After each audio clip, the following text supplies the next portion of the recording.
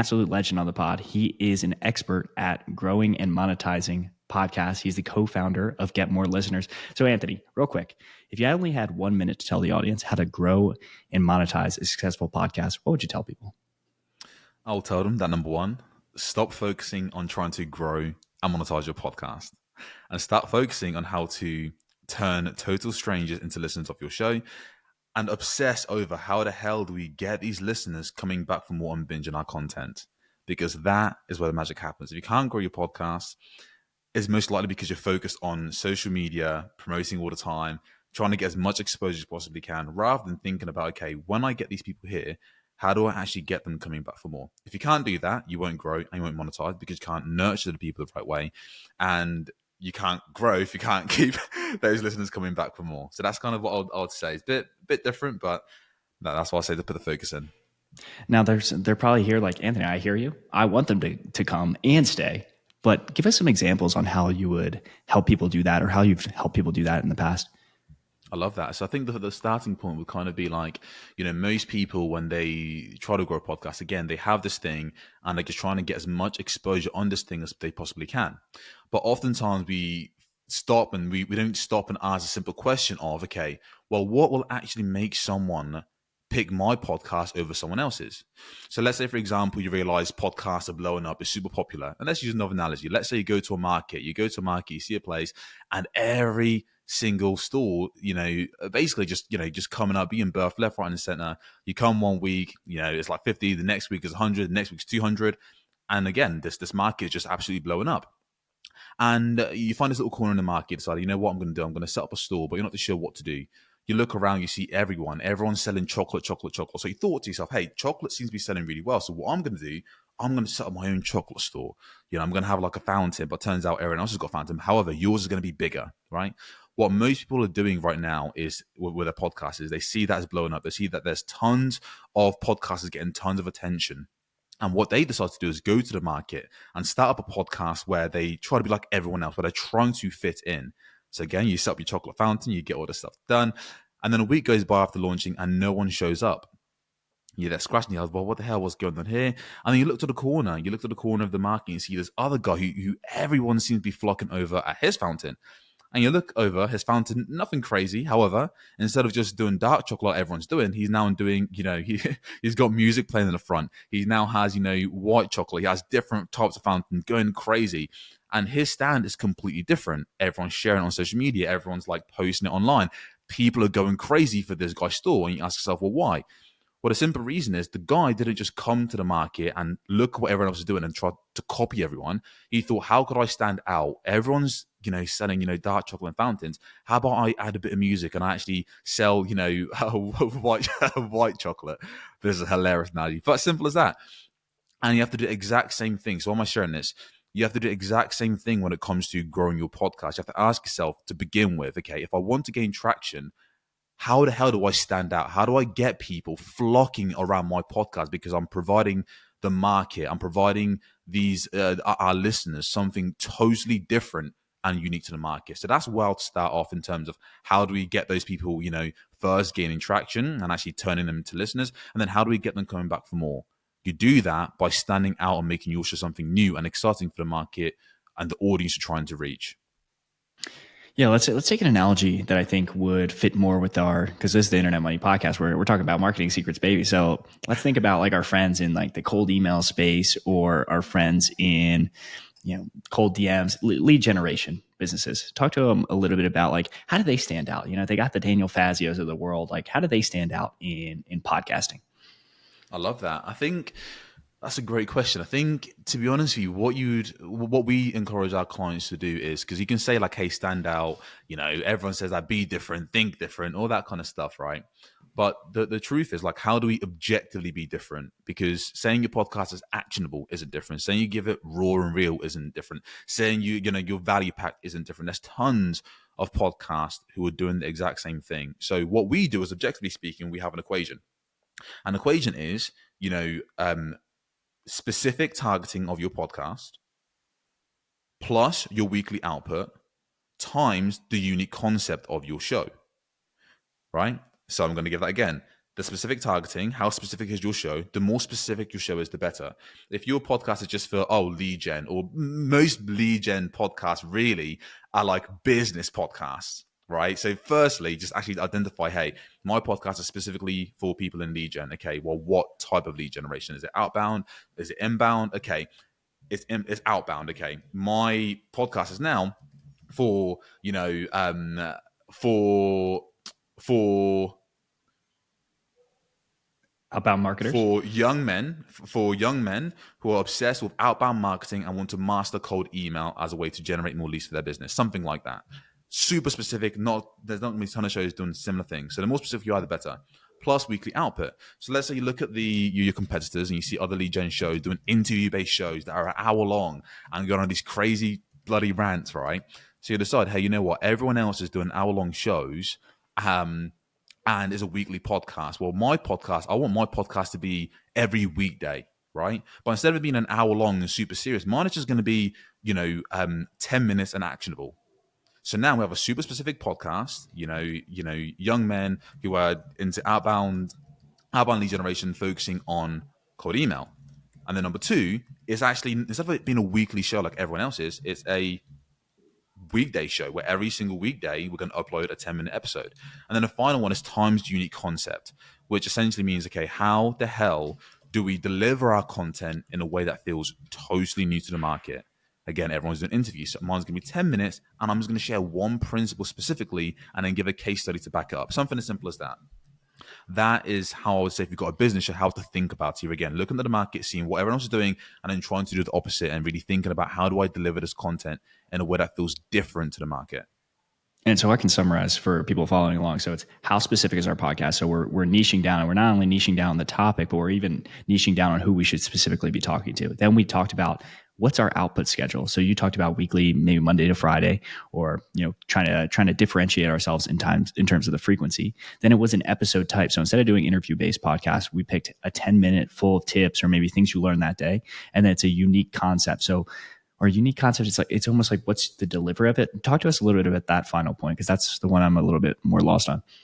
Yeah, for sure. So the delivery of it would kind of be this idea of, like, for example, you could do the format like that. You could do like an interview-based show, great, but that's not delivered in a different way. That's like every other show. Every other show delivers their podcast with a weekly-based interview, whereas yours is more of a short burst daily show. That's the delivery of the content. You're delivering it in a different way, whereas shorter bursts through the weekday, and is different to what your competitors are doing.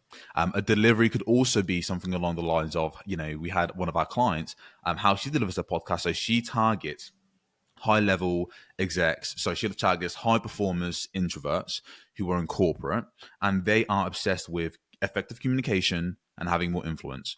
So instead of her just having like an interview-based show, she actually has a weekly podcast, or twice a week podcast, where she breaks down in a case study the most charismatic leaders of our time and celebrities, and shows and highlights their charismatic qualities, their communication skills, as well as how they influence their team. That's how she's delivering her content in a totally different way. Okay, so now we've got the formula in order to grow our podcast. Now, we're doing the thing. Talk to us a little bit about, we've created the podcast. It's already launched. We've got our formula. Now, how do we actually get people to find it, right? Like, because I think that's one of the biggest things is, as far as I know, podcast discoverability is a trickier concept than, say, ranking on the front page of Google. So let's talk a little bit about like podcast discoverability and how you help people get found. Because you mentioned earlier, I think posting on social media wasn't really that helpful in order of growing. Yeah, so you don't want to rely on posting on social media. You don't want to rely on essentially traffic sources where you're relying on either a different platform or a different person in order to grow your show. You kind of want to figure out, how do I either just have a traffic source. And the reason why I didn't want to do that, by the way, is, for example, social media. Most people are on those platforms to watch cat videos, binge on random content, and just basically be distracted. They're not looking for hour-long podcasts. And you might say, well, my short-form clips goes viral and I get like hundreds of thousands of views. That must be good, right? But the thing is, people are consuming just short-form clips. If I ask you, name 2 podcasts in the last 6 months that you found on social media and you still listen to today? Like basically none. None. Yeah, I can't think of one. Right, right. It doesn't happen. So if we're looking for sustainable growth month after month, to use a podcast as a lead gen tool, nurturing tool, as well as a monetization tool for our business, we've got to go about it a different way. And then someone might say, hey, well, let's get high profile guests on. But then you're relying on someone else's name to grow your show. And oftentimes when listeners come, when you build an audience, that audience is there for the guest, not necessarily you yourself. So for us, what we prioritize is more so where are the listeners and how are listeners actually finding podcasts? We just start from first principles. If we want to reach more listeners, we need to know how our listeners finding podcasts. And you ask most podcasters, a busy entrepreneurs, a podcast, because you get so busy, most of the time it's armed with the business, you're experimenting constantly with different things. But if you ask any podcaster for the most part, and you say to them, hey, dude, you've got a podcast, it's all about listeners. Where the hell are your listeners? How are you finding new listeners? Like, how are you attracting them? And they don't know. So what we try to do is start with a question of, well, where are these listeners? How are these listeners finding podcasts? Once you figure that piece out, then all you have to do is position yourself in the right place where those listeners are already looking for podcasts. And then you're found and you're discovered. So one of those very easy ways is podcast SEO. Now, podcast SEO is kind of essentially, literally ranking your podcast higher on Apple and Spotify. So when someone searches your content on Apple and Spotify, they find your show. You're ranking for the right search terms, meaning you're being shown to people who are actively looking for your content, right? And people didn't realize that this is even a thing. And to be honest with you, I didn't realize it was a thing for a while. I was I was a podcast coach for the longest time. And I was obsessed with social media, short form clips, and just trying to get exposure. And it wasn't until I kind of kept on seeing these people online in like communities and Facebook groups, but I would basically say like, hey, I'll grow my podcast to 10,000 monthly downloads in 6 months. Woohoo. I'm like, what? How the hell is that possible? I'm here, grinding my nuts off, speaking to bloody my clients. And, they've been podcasting for years and years and years, and they're still not getting the results, some results that some of these people were getting. And they'd always say, oh, I'm just putting out good content and doing it consistent. But I was like, dude, everyone puts out good content. Everyone's pretty much consistent. What the hell are you doing? But they can put their finger on the pulse on what they did that made them have the growth they did. And it wasn't until I found this guy called Jake Ward, who's an absolute maniac when it comes to SEO, general SEO. And he was able to grow his podcast to 300,000 monthly downloads without social media, without any big guests. He had an actual solo show. And he did it all in 7 months, strictly with podcast SEO. In that moment, I literally became obsessed. I was like, what the fuck is going on? I don't know if I'm allowed to swear, but what the hell is going on? This is absolutely wild. Like, how is this even possible? And thankfully, Jake didn't give me the answer, which was, oh, I just put out content consistent. I just did this. And no. He knew exactly what the hell he was doing. And it was through podcast SEO. So that's really a great way to have your podcast become more discovered, because you're literally being shown to people and listeners who have a high intent to listen, who are literally searching in on Apple and Spotify, cold email podcasts, outbound marketing for, for entrepreneurs, how to do outbound marketing. And then your podcast is being shown to those people, right? So that's one way. And then the other way would be just guessing on other people's podcasts. So leveraging someone else's audience that already exists. I think that's probably one of the fastest and easiest way to get in front of thousands of your ideal listeners is guesting on other people's podcasts. So those are the two things: podcast SEO and then guesting on bigger shows. And let's get pretty tactical on the SEO, because this is something I've recently run into after reading some of your book and I've been thinking a lot about. So one thing I did recently was I keyword stuffed my podcast. So instead of it being called Internet Money, it's now like Internet Money Marketing Secrets for Coaches, Consultants, SMMA, and like a bunch of other things. But I'm a neophyte when it comes to SEO. So I want to hear from the podcast master himself. Like, what should people be doing? I assume it's not just all keyword stuffing their titles. Nah, man, you got to stuff that. You got to stuff that. Stuff as many things. It actually works. Stuff as many keywords as possibly can. Your titles, episodes, bloody stuff that thing as much as you can. No, obviously that adding keywords to your episode title, show name, description, show notes, it does help, right? But that's like that's an entry point, right? So podcast SEO is kind of broken down into 4 very simple steps. Don't overcomplicate this. Don't go crazy. Don't try to like make it sound intricate and complicated, that'll be dumb. Keep things simple. So what you need to do is a very simple 4-part framework. The first is discoverability, which means ranking for the search terms, the keywords your audience are typing in on Apple and Spotify. Your podcast is about cold email. Make sure to have cold email in your show name, your show notes, in your episode titles. It allows Apple and Spotify to say, hey, this podcast is about cold email. Let's have him rank for the keyword cold email. So whenever someone types in on Apple or Spotify cold email, this podcast is shown to them. That's step one. Step two is visibility. So again, everyone's obsessed with exposure. So they end up what? They end up doing a Jax. They just stuff that bad boy in with a bunch of keywords to hope they get discovered and hope they're being found. But the issue with that is, yeah, you're now being discovered for all these different keywords, but you're not being shown in a vacuum. It's not just you showing up. It's you versus every single person in your industry who are also ranking for the exact same keywords. So the second part is obsessive. How do we get the stranger to click and listen to my podcast over the competition? So it means optimizing your cover art to be super attractive, making sure your episode titles are irresistible and talking to a specific pain point or outlining a very specific benefit the listener will gain.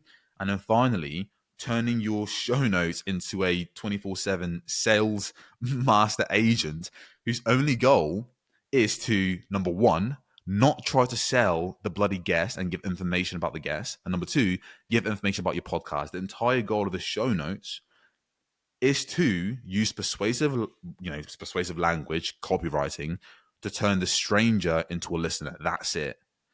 So how do you do that? Focus on the pain points, focus on the benefits. That's it. So that's number one, discoverability, adding the right keywords to your titles. Visibility, being seen and clicked on over the competition. And then the third is user engagement. That means increasing your retention time to above 80%. So making sure that, again, people are binging your content consistently. And then the final piece is building relevancy. So it's monitoring the process over a prolonged period of time, asking yourself, okay, if I'm ranking for cold email now, what other keywords could I rank for that my audience are searching in on Apple and Spotify to find my type of podcast? You know, that's really it. So keeping it dirt simple. Be found, turn that eyeball into a listener, increase, your listen time. So Apple and Spotify recommend your show. And then finally, just monitor it over time and make tweaks where needed. All right, so let's go through each of these. So we got the discoverability. So this was you putting search terms in your title and in your podcast name. Is there a tool you recommend? Is it like Keywords Anywhere? Is there, or you're just trying to intuit it? You're like, hey, I talk about cold email, I'll put cold email in there. Yeah, so you can use Ubersuggest, like any tool that allows you to see like Google search traffic, because we can't really get, Apple and Spotify don't give the data for their search. Unfortunately, I wish they did. It would be a very, but you can use Google, and that gives you kind of a benchmark or like a rough figure that could be translated over to Apple or Spotify. And then we got visibility. So we're talking about optimizing cover art. So do you recommend that each episode has its own cover? No, I'll say keep it consistent to keep things easy.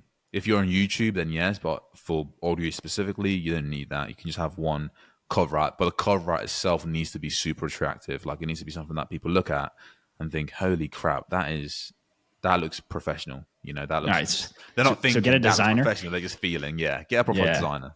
Get a designer. All right. Well, I need to change that myself. All right. So titles. I remember listening to one of your episodes. I think you were roasting. This is, guys, I highly recommend Anthony's podcast as well. Is you guys were like roasting somebody else's. And I remember you talking about like the more time you spend on the titles, and this will come as obvious, but it bears repeating. The more time you spend on the titles, the more listeners you get. Yeah, which is so obvious, right? It's like, oh no shit. The more time you work on the title and actually put effort into something, you get more out of it. But I find that I keep making the same mistakes when life gets busy, you have a business to run and a bunch of different things to attend to and clients to help grow and monetize. That you sometimes skip over the 80-20. And in this case, 80-20, the most important things to focus on is really like, again, someone's going to read the title and that it's either going to attract them and make them listen, or it's going to repel them and then basically say, hey, that's not an episode for me. So put the energy into the titles. Yeah, it's very much like the YouTube advice. It's like, hey, if you're not focusing on the title and thumbnail, you might as well have not made the video because Yeah. that's the only reason people click. So let's talk a little bit about, you talked to us about this concept of turning your sales notes into like your sales agent that is using persuasive. Like, so talk to us a little bit about like, do you have like a specific structure you use for your show notes? Are you putting chapters in there, or are you even linking out to the guest? Talk to us a little bit about how you're like structuring these show notes to be highly persuasive and trying to like sell people on your next episode. So what we do is well, I guess a good way to kind of put it is like, most people, when they discover a new show, they might look at the title episodes and then they click and listen. Others might go, okay, I like that title, but I want to know who the hell this guy is or what the hell this is all about. So they go to the show notes. Now, what most people do is they obsess over the guests and the qualification and the bio. And it's like, dude, if someone's clicked on your episode because of the guest name, for example, quote unquote, they already know the guest, right? So they don't need more information about the guest because they've already sold on the guest. And if they don't know the guest, right, and they're given all these credentials and yada yada yada, honestly, for the most part, they're thinking, I don't really care. Like, I'm like, what am I going to gain from this, right? So in terms of the principle that we want to focus on when it comes to the show, is just understanding that people are actively looking there to begin with. So you have to, again, imagine the goal of it isn't to give information, it's to turn that stranger into a listener. So how do you do that? Well, you need to highlight specific parts of your episodes and show them why they're going to benefit from it.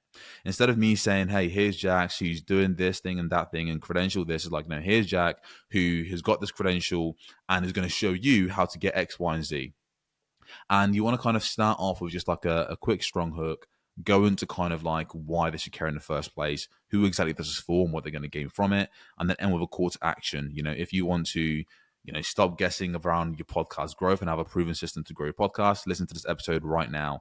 In 10 minutes or less, you get everything that you need. And Anthony also break down to you the podcast SEO framework that you can start using today in order to be found by hundreds of new listeners on autopilot. And you mentioned 80% listener. Oh, actually, real quick about the show notes. Do you have like a GPT that you're like training and like you're putting in the transcript, or are you handwriting this every single time? Like, kind of what do you recommend to your students?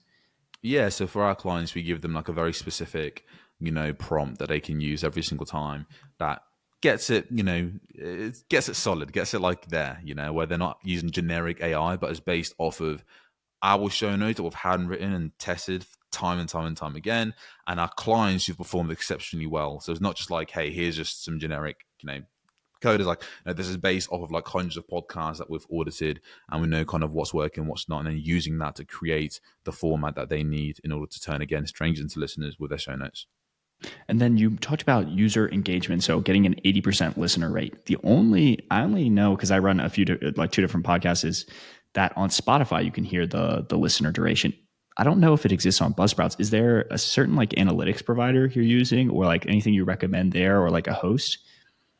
Yeah, so when it comes to the retention time specifically, and to clarify, for anyone who's listening right now, all that simply means is how much of your episode does the average listener consume or complete. If you have an hour-long episode, they consume it and listen for 30 minutes. Your retention time or completion rate or consumption rate, different platforms will say different things, but I mean the exact same thing, is 50%, right? So as simple as that. You want to get that number to really like 80. And if you have Anchor, Spotify gives it to you, or you can use Spotify for podcasters, and you can just go in, enter details, and it will show you what your retention time is for each episode. Or you can use Apple Podcast Connect, and anyone can use that, and that'll just tell you the data specifically for Apple, and Spotify for podcasters will tell you specifically the data for Spotify. So that's kind of the split. So Apple Podcast Connect is what we use. All right, so we've got the discoverability, we've got the visibility, we've got the user engagement. We talked about, there was one last thing on building relevancy. Talk to us a little bit about that one more time. Yeah, so all that means essentially, once you've figured out your podcast SEO, the strategy, and you've built it out for yourself, you then have to monitor it.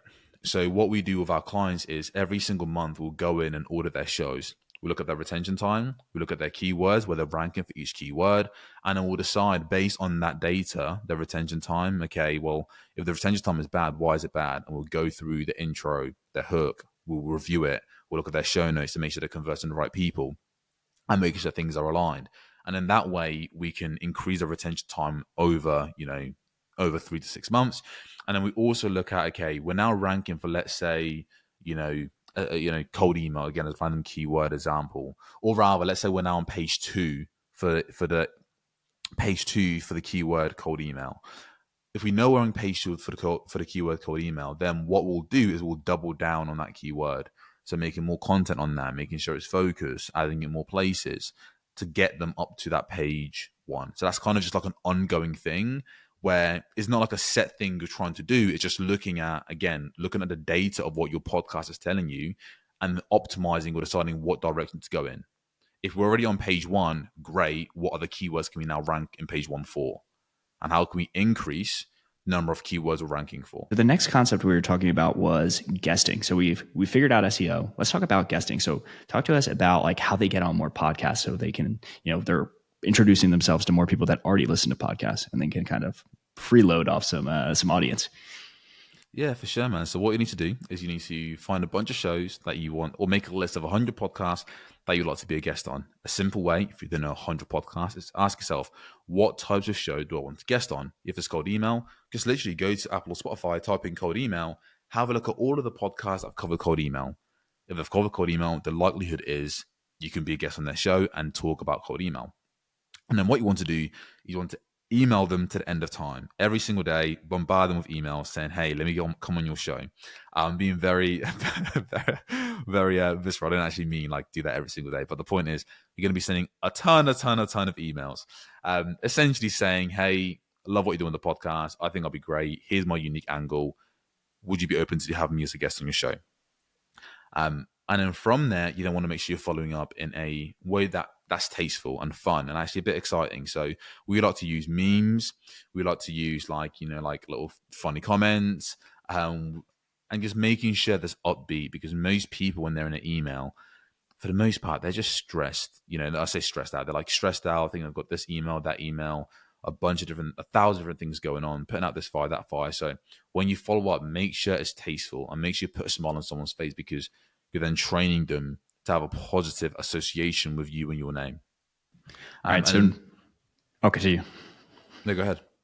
So now I think most people, because this is the Internet Money Podcast, like we're familiar with cold email. We're familiar with kind of just like ramming to get into people's spaces, for lack of a better term. So let's talk a little bit about like, okay, now we're booked on the podcast. Talk to them a little bit of how they actually are a good guest. I love that. So I think the first thing really is, and it's difficult, right? Because depending what type of show you are a guest on, their audience will like different things. So for example, if you're I was recently on a podcast called John Lee Dumas, and what I did was like, I just listened to previous guest episode and said, hey, what's the trend here?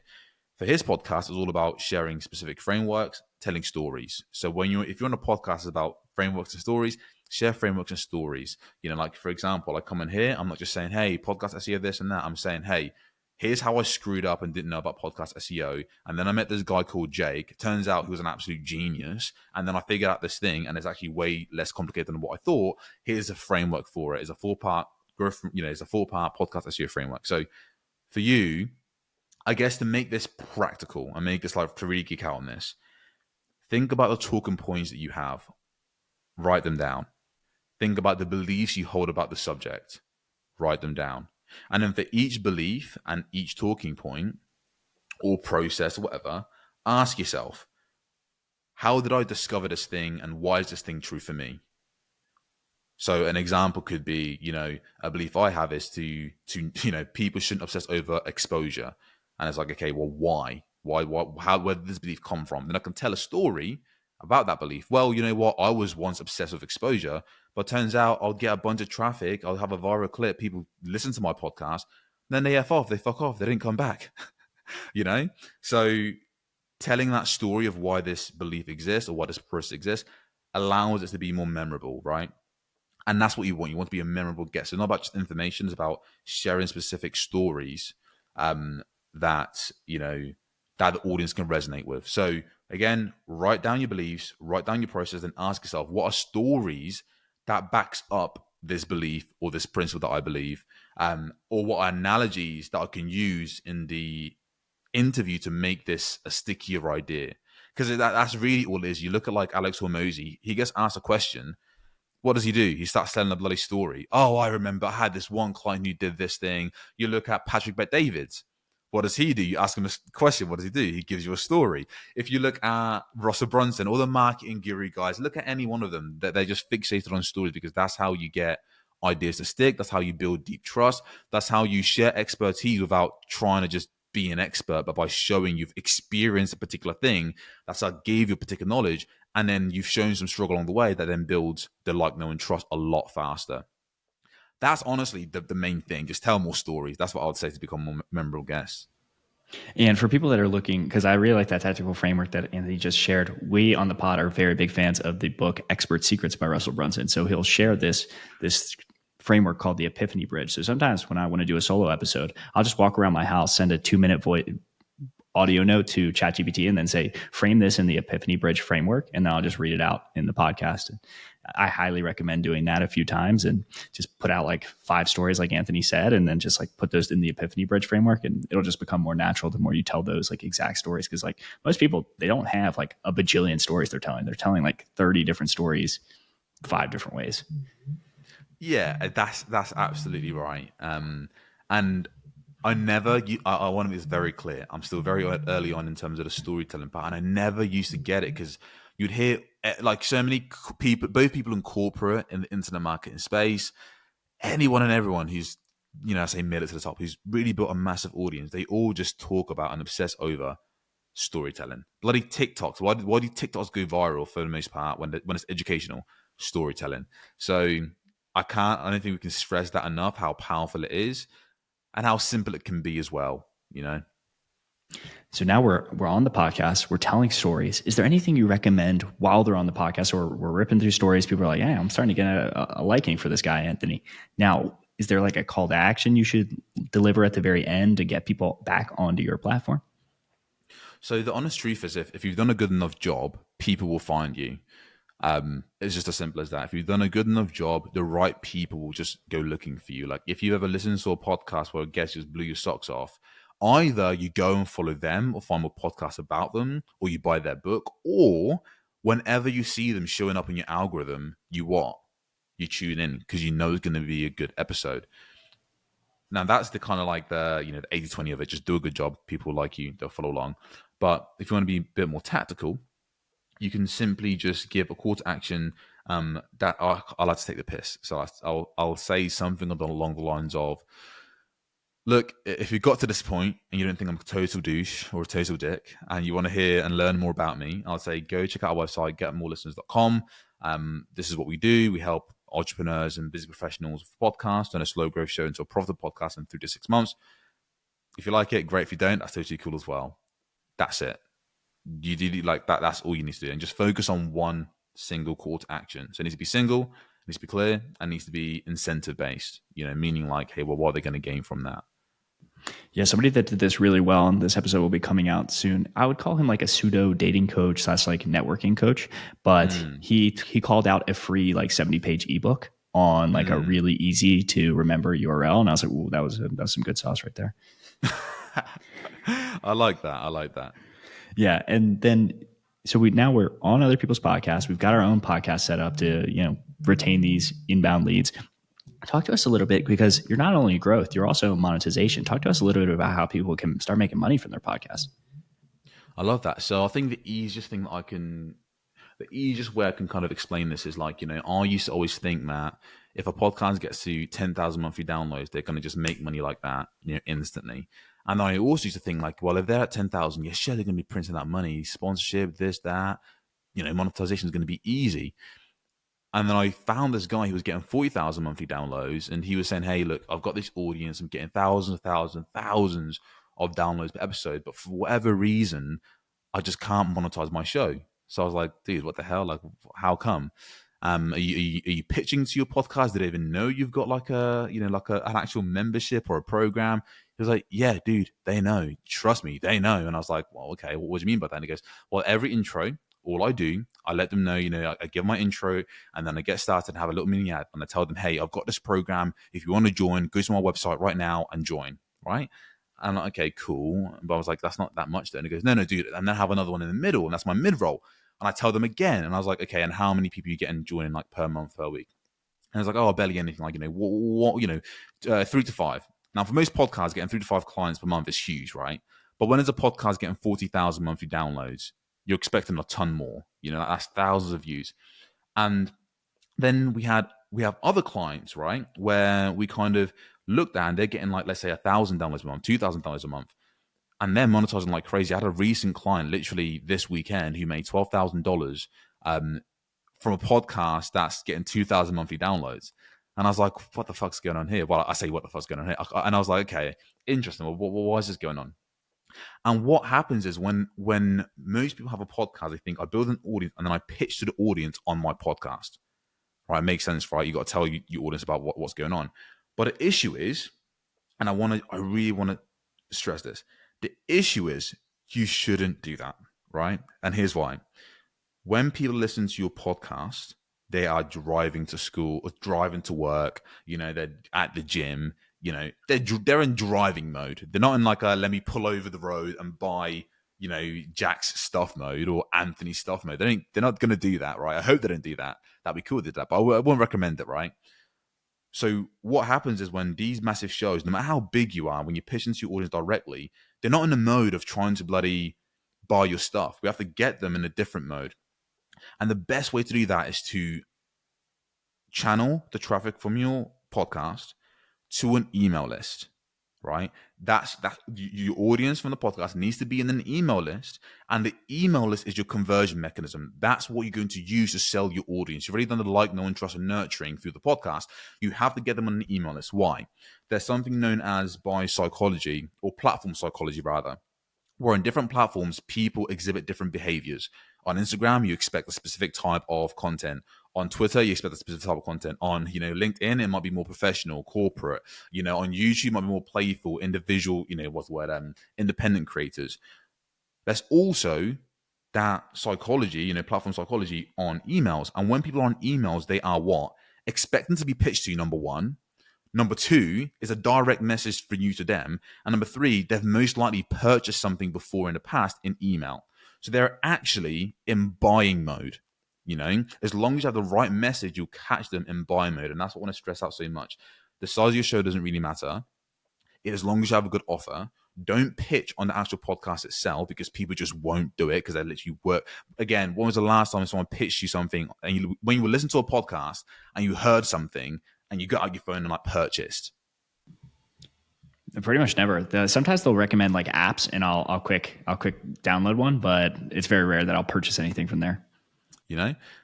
But then if you get an email from the exact same person saying, hey, I've got this thing, yada, yada, what's the likelihood? You're going to check it out, you're going to purchase. So that's kind of, again, the 80-20. I could just say this strategy and that strategy. Like, if you just do that and you've got a good offer, you're good.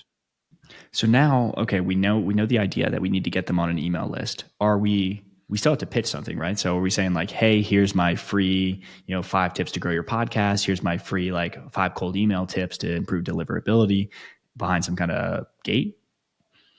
So is this in the email or?